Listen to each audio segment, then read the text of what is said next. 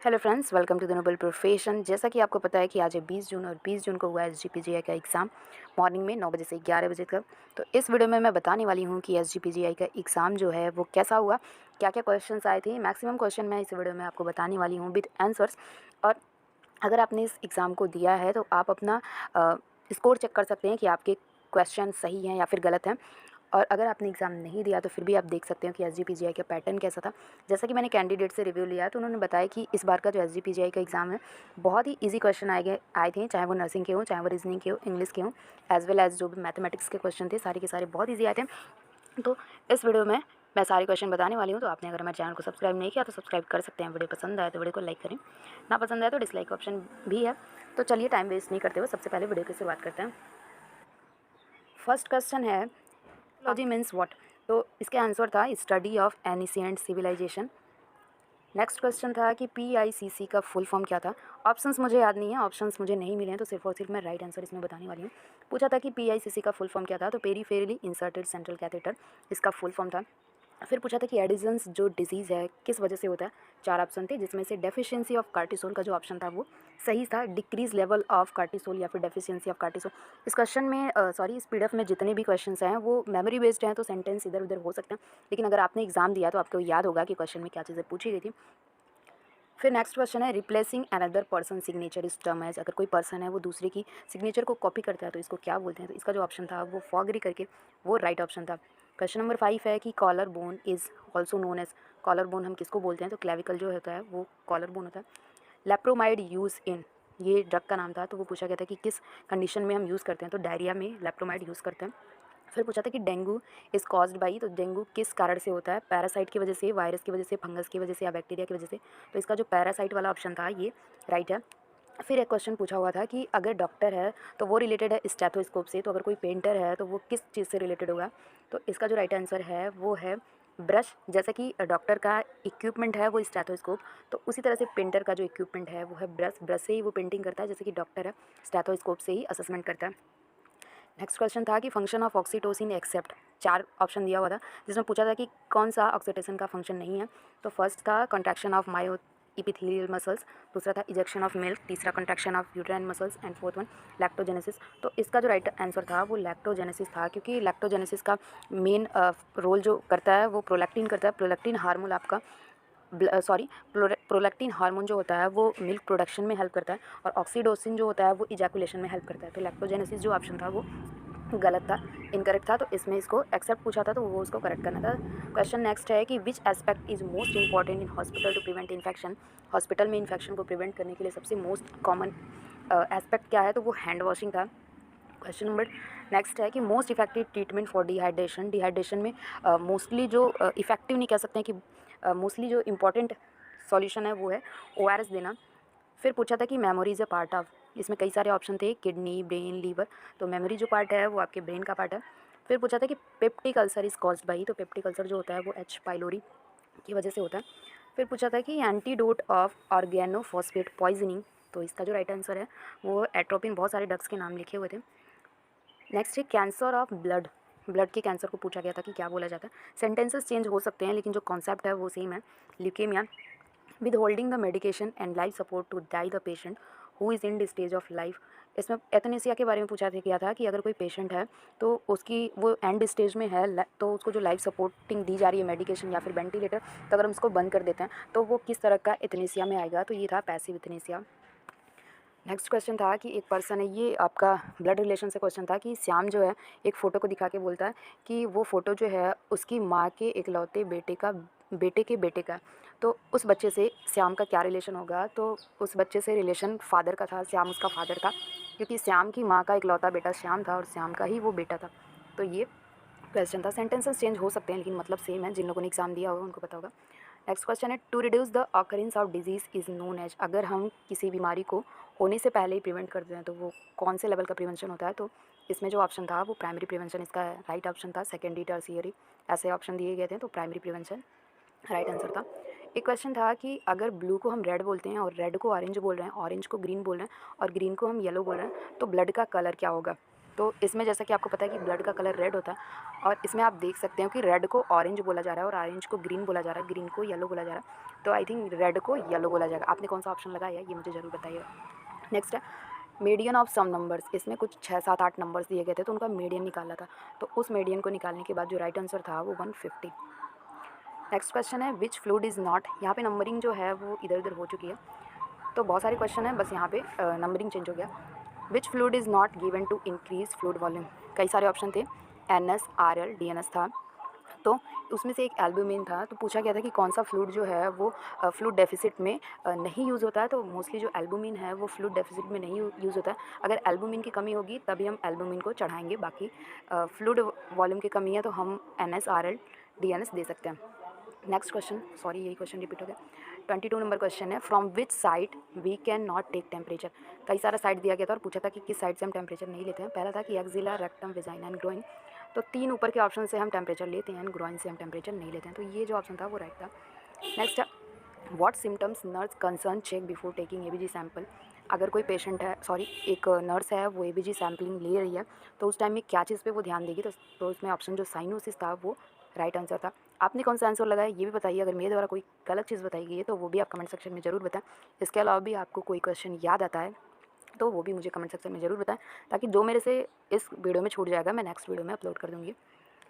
Next है red fort is made by. जो लाल किला वो किसके द्वारा बनाया गया था। तो ये है शाहजहाँ के द्वारा।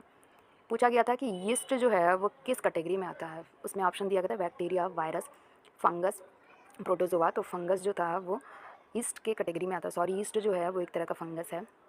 पूछा था heparin is a, sorry hepatitis is a. पूछा था कि हेपेटाइटिस ए किस तरह का इन्फेक्शन है, बैक्टीरियल, वायरल, प्रोटोजोअल। तो इसमें जो ऑप्शन था वो वायरल इन्फेक्शन है hepatitis. Core body temperature in ICU according to कुछ इसके बाद कुछ दिया हुआ था।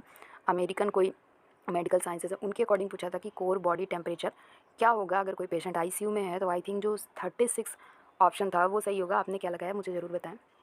विच infection is not occur by needle prick. कौन सा इन्फेक्शन निडल प्रिक होने से नहीं होता है। तो इसमें जो ऑप्शन था hepatitis B, hepatitis C, hepatitis C और HIV। तो इसका जो राइट आंसर है वो हेपेटाइटिस E, क्योंकि हेपेटाइटिस C जो है वो फीको ओरल रूट से होता है। नेक्स्ट है नियरेस्ट प्लैनेट ऑफ अर्थ। पृथ्वी के सबसे करीब का जो ग्रह है वो कौन सा है। तो मरकरी जो है वो नियरेस्ट प्लैनेट है अर्थ का। Potassium daily intake in children, इसका आपने आंसर क्या लगाया ये ज़रूर बताएं, क्योंकि ये इसका जो आंसर है वो डाउट है। नेक्स्ट है ये एक सीरीज़ दिया गया था और पूछा था कि नेक्स्ट क्या होगा, जिसमें 17 दिया था, 12, 6, फिर उसके बाद -1 दिया गया था और उस सीरीज में एक अंक और जोड़ना था। तो आपको बताना है कि ऑप्शन में से कौन सा सही है। सॉरी, तो जिसका इसका जो आंसर यहाँ पे दिया गया वो -7 जो होगा वो राइट होगा। तो आप अपने अकॉर्डिंग बताइएगा कि इस सीरीज को सॉल्व करने पे आपके आंसर कितने आ रहे हैं। ये -5, -6, -7, -8 ऐसे ऑप्शन दिए गए थे। तो आपके अकॉर्डिंग कौन सा ऑप्शन सही होगा कमेंट सेक्शन में ज़रूर बताएं। Bladder fullness feeling occur after, मतलब अगर ब्लैडर है तो हमको फीलिंग ऑफ फुलनेस कब पता चलती है, जब कितना ml फ्लूइड कलेक्ट हो जाता है। तो ऑप्शन था 400 ml, 500 ml, 800 ml, 300 ml। तो इसका जो राइट आंसर होगा वो 500 to 700 ml होता है। तो इसमें कोई ऑप्शन नहीं है, तो 500 ml जो है वो राइट ऑप्शन है। विच mineral helps in blood clotting. पूछा था कि ब्लड क्लॉटिंग में कौन सा मिनरल हेल्प करता है। तो कैल्शियम जो होता है ब्लड क्लॉटिंग में हेल्प करता है। Which one is give, options नहीं याद है लेकिन जो करेक्ट आंसर है वो मैं आपको बता रही हूँ। Which one give more calorie. तो इसमें पूछा गया था कि कार्बोहाइड्रेट, लिपिड, प्रोटीन और विटामिन में से किस में सबसे ज़्यादा कैलोरीज मिलती हैं। तो आपको पता होगा कि लिपिड्स में 9 किलो कैलोरी मिलता है और कार्बोहाइड्रेट और प्रोटीन में 1 ग्राम कार्बोहाइड्रेट या फिर 1 ग्राम प्रोटीन में 4 किलो कैलोरी ही मिलता है। तो लिपिड जो था इसका राइट आंसर था। करेक्ट स्पेलिंग, बियर की स्पेलिंग बतानी थी, इंग्लिश से ही क्वेश्चन था तो BEER जो ऑप्शन था वो करेक्ट था। नेक्स्ट क्वेश्चन था रिचेस्ट सोर्स ऑफ प्रोटीन। कई सारे ऑप्शन थे जिसमें कॉलीफ्लावर भी था और ड्रमस्टिक भी था। तो आपको बताना है कि इसका राइट आंसर क्या। 2 ऑप्शन मुझे नहीं मिला तो 2 ऑप्शन में आपको बताना है कि कौन सा करेक्ट है। पूछा था कि अगर 1 ग्राम सोल्यूशन है, 1 ग्राम कोई सॉल्यूशन है, उसको 100 ml में फ्लूइड में डिज़ोल्व किया गया। तो अगर 100 जैसे कोई 1 ग्राम सॉल्यूशन है, आपने उसको 1000 ml में डिज़ोल्व किया, तो अगर 100 ml फ्लूइड आपने उसमें से लिया तो उसमें कितना ग्राम वो सॉल्यूशन होगा, कितना ग्राम, जो आपने 1 ग्राम डाला था तो कितना आएगा। तो इसका जो राइट आंसर है वो 10 ग्राम है। ऐसे करके कोई मल्टीप्लिकेशन वाले क्वेश्चंस थे। मल्टीप्लिकेशन के 2 क्वेश्चन थे, बहुत ही ईजी थे, लेकिन कुछ लोगों ने बताया कि 2-3 क्वेश्चन ऐसे थे जिनका क्वेश्चन तो ईजी था पर आंसर उसमें नहीं था, तो इनकरेक्ट आंसर थे। तो उसके अगर क्वेश्चन गलत होंगे तो आपको एक्स्ट्रा मार्क्स मिलेंगे। Which drug is not contraindicated in kidney disease. कई सारे एंटीबायोटिक का नाम लिखा हुआ था, उसमें पूछा था कि कौन सा किडनी डिजीज़ में कंट्राइंडिकेटेड नहीं है। तो सिफ्ट्राजोन था, अमीकासिन, वैनकोमाइसिन और क्लोट्रीमाजोल। तो क्लोट्रीमाजोल इसका राइट आंसर होगा। आपके अकॉर्डिंग क्या होगा ज़रूर बताइए।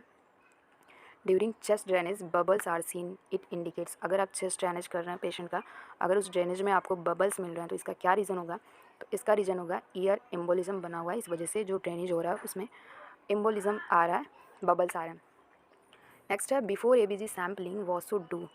एक नर्स है एबीजी सैम्पलिंग से पहले कौन सी चीज़ करेगी। तो कई सारे ऑप्शन थे, जो इसका राइट आंसर था वो range the syringe with heparin. जैसा कि आपको पता होगा कि एबीजी सैम्पलिंग से पहले हम लोग सीरिंज को फ्लश करते हैं हिपैरिन से। अल्फ़ाबेट से क्वेश्चन था, तो उसका जो क्वेश्चन था बहुत इजी था, अगर जिन लोगों ने लगाया होगा उनके लिए। डायरेक्शन से एक क्वेश्चन आया हुआ था, सिंपल ही था। प्रॉफिट से एक क्वेश्चन आया हुआ था, ये आपको मैं इसलिए बता रही हूँ, हो सकता है कि आपके दिमाग में ये क्वेश्चंस हैं तो आप उसको सॉल्व कर सकते हैं घर बैठ के। हो सकता है आप क्वेश्चन ही भूल गए हो, तो इस वीडियो से आपको याद आ जाएगा कि कौन सा क्वेश्चन वहाँ पे था। परसेंटेज से भी क्वेश्चन था और CPR से भी एक क्वेश्चन आया हुआ था। नेक्स्ट क्वेश्चन था a man do a work. अगर कोई आदमी है वो किसी काम को 16 दिन में कर लेता है, तो अगर हम 32 आदमियों को लगा देंगे तो उस काम को कितने दिन में करेगा। तो इसके जो बहुत सारे ऑप्शन थे, अगर आपको याद होगा तो आप बताएंगे कि इसका राइट आंसर कितना था। Which number is fully divided by 45। 4 number दिए गए थे और पूछा गया था कि 45 से कौन सा पूरी तरीके से डिवाइड हो जाएगा। तो ऑप्शंस नहीं याद है, बस क्वेश्चन इतना है कि 45 से डिवाइड करना था। तो आपके अकॉर्डिंग कौन सा, अगर आपको तो आंसर नहीं याद होंगे, लेकिन क्या आपको 45 से डिवाइड करने वाला ऑप्शन मिला था तो ज़रूर बताएं। नेक्स्ट है ऐसे कुछ मतलब डिवाइड करने वाले क्वेश्चन थे कि आपको इसको डेसिमल में कन्वर्ट करना था। फिर एक प्राइस दिया गया था, एक प्रॉफिट से क्वेश्चन दिए गए थे, तो उसका जो राइट आंसर था वो 2450। ऐसा कैंडिडेट ने बताया कि 2450 जो ऑप्शन था वो सही था। कई सारे ऑप्शन थे, क्वेश्चन मुझे पूरा नहीं पता, 2450 जो है वो ऑप्शन सही था। प्रॉफिट और परसेंटेज से भी क्वेश्चन था, तो 0.20% किसी क्वेश्चन में ऐसा दिया गया था, तो आप एक बार चेक कर लेना। यहाँ पे मैंने 51 क्वेश्चन सॉल्व करवाए हैं। इसके अलावा भी अगर आपको क्वेश्चन याद है तो मेरे कमेंट सेक्शन में ज़रूर बताएं, जिससे मैं वो सारे क्वेश्चन को भी कलेक्ट करके एक नई वीडियो में लेके आऊँ, जिससे लगभग 100 या फिर 80 क्वेश्चन टोटली सॉल्व हो जाए। इससे एक आइडिया मिल जाएगा कि आपके कितने क्वेश्चन करेक्ट हैं और कितने क्वेश्चन इनकरेक्ट हैं। आई थिंक जल्दी ही आपका जो आंसर की है वो रिलीज़ किया जाए। SGPGI का तो नहीं पता, लेकिन फिर भी बहुत ही जल्दी उम्मीद है कि आंसर की इसकी आ जाएगी। और एक्चुअल कट ऑफ कितनी रहेगी मैं नेक्स्ट वीडियो में ज़रूर बताऊंगी, पूरे असेसमेंट करने के बाद, क्योंकि पेपर का लेवल थोड़ा सा इजी था, बहुत इजी भी नहीं था, मॉडरेट कह सकते हैं कि एवरेज था। तो उसी के अकॉर्डिंग कट ऑफ जो होगी वो हाई जाएगी, क्योंकि जब पेपर टफ होता है तो कट ऑफ नीचे जाती है, पेपर ईजी होता है तो कट ऑफ ऊपर जाएगी। लेकिन जैसा कि आपको पता है कि सीट्स बहुत कम थे और कैंडिडेट बहुत ज़्यादा, तो इसी के अकॉर्डिंग कट ऑफ तो बहुत नीचे नहीं जाएगी, लेकिन फिर भी कितनी जाएगी एक्सपेक्टेड कट ऑफ मैं ज़रूर बताऊँगी। तो मिलते हैं नेक्स्ट वीडियो में। Love you all, bye.